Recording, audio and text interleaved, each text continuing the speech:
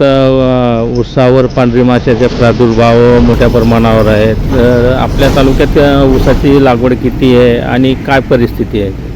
तर चोपडा तालुक्यामध्ये जवळपास 723 हेक्टरवर ऊसाची लागवडीचा आपल्याकडे अहवाल प्राप्त झालेला आहे.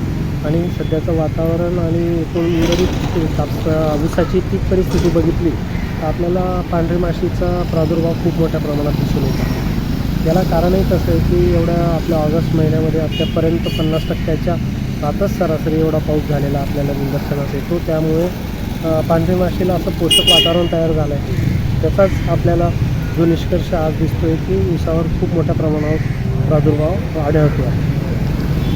साहेब, जर पांढरी माशीचा प्रादुर्भाव कमी करण्यासाठी शेतकऱ्यांनी काय उपाय केला पाहिजे?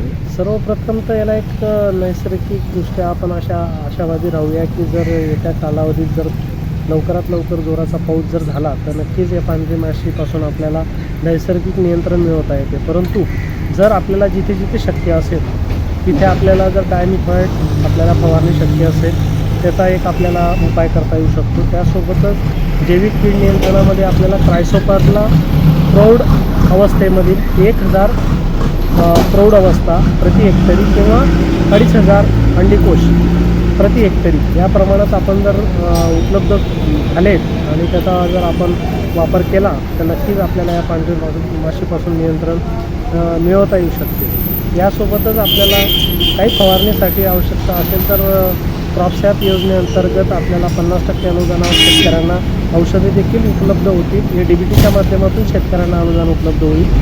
आणि त्यासोबतच जर आपल्याला इतर अनुषंगिक आपल्याला कारखान्याच्या मदतीने गेल्या वर्षी आपण जो जसा प्रयोग केला होता ड्रोनद्वारे फवारणीचा, त्या दृष्टीने कारखान्याच्या कृषी यंत्रणेशी देखील आपलं बोलणं सुरू आहे आणि नक्कीच शेतकऱ्यांना आपण त्या दृष्टीने काही मदत करता येईल का या दृष्टीने प्रयत्नशील आहोत.